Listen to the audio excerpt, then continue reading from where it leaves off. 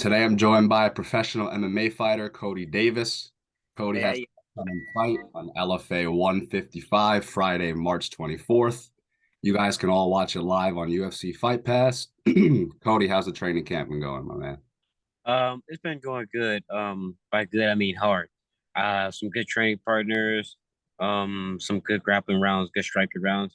Just been good hard rounds.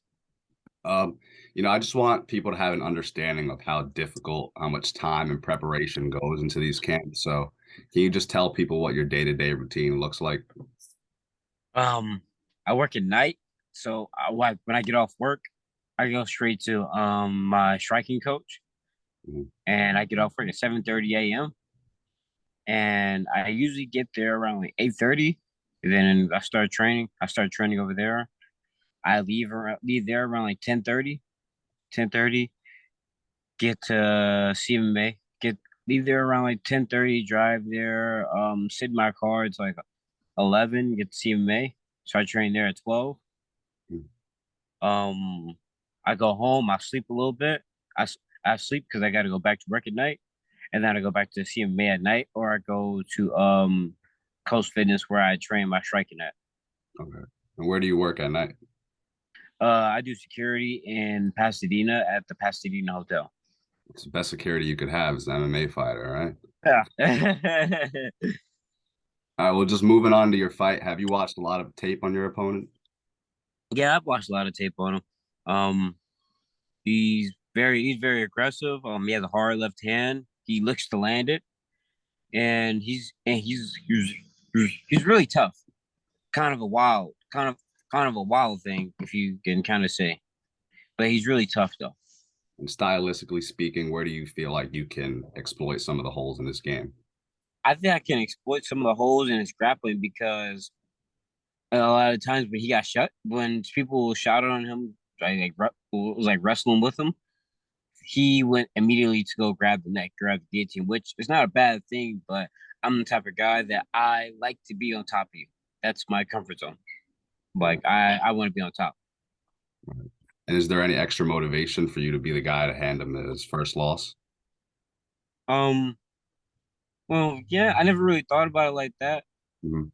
Um, the motivation is I don't want another loss, and he signed the contract to get in there with me. Right. So he signed the contract saying he could beat me. That's kind of the motivation. Mhm. And do you feel any added pressure to extend the win streak with a potential UFC spot on the line? A little bit added pressure, but not really. Everything's like all the same. Right. All the same. All right. Well, Everything all the same. Like I don't want to take another loss. right. So like none of us like to lose. Right. Well, speaking of losing, shift gears a little bit. I just want to talk about last summer when you lost for the first time in your career. Yeah. In that moment, did you feel like the dream of making it to the UFC was over? What was No. going on? No.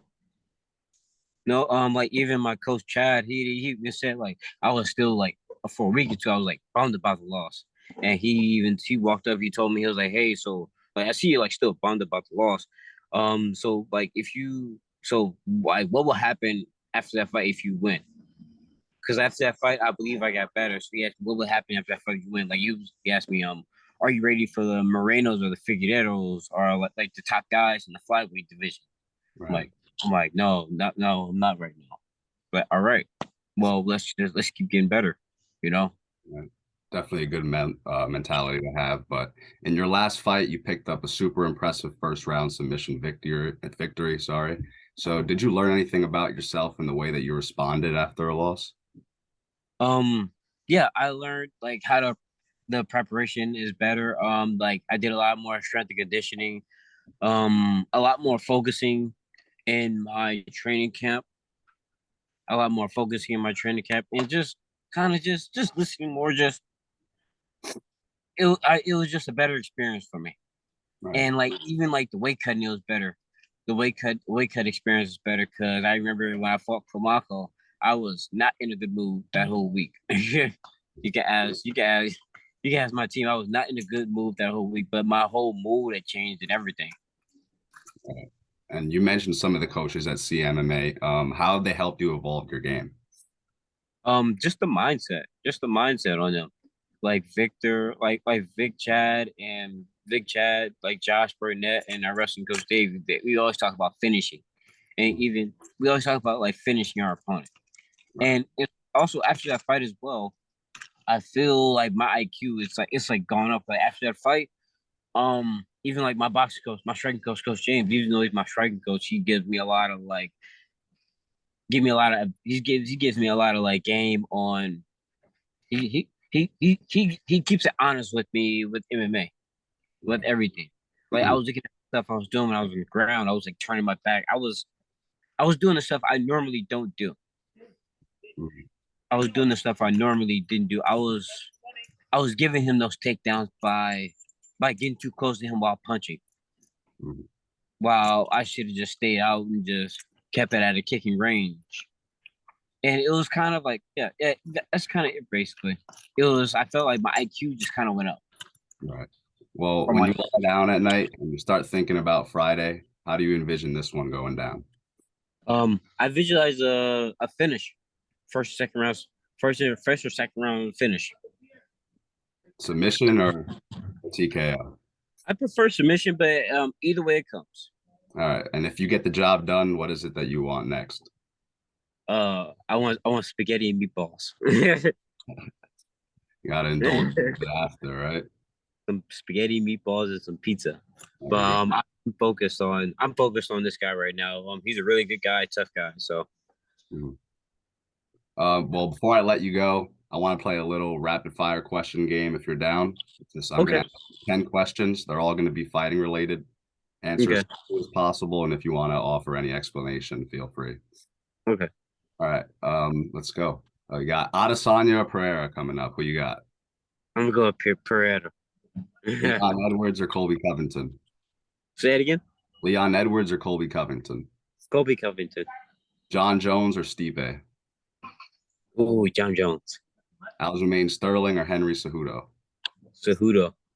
Who is the #1 pound for pound fighter on the planet? Does it have to be UFC? Any fighter you like. Demetrius Johnson. All right. I like that. What is the most important skill for a fighter to have, in your opinion? Wrestling. What's more important, fame or legacy? Legacy. You fight for money, I fight for legacy. It's different. If you could fight anyone in the history of MMA, who would it be? Demetrius Johnson. What is your favorite knockout of all time? Ooh, man, gosh. I'm sorry. This one's not so rapid. That is true. I might have to revise these. I'm sorry. This one. I'm sorry. It's a man. I want to say Usman when he fought Masvidal. That was a nasty one. Knockout or submission? Which do you prefer? Oh, submission. Knockout or submission? I'll say knockout because I haven't got a knockout yet. All right. Well, Cody, I really appreciate your time. I can't wait to watch you fight this Friday. Are there any last words you have? Can you let people know where they can find you on social media? You could find me at my Instagram is CJDavis01 and my Twitter is Big Ass Cody 1994. Josh Burnett gave me that name. And my Facebook is just Cody Davis.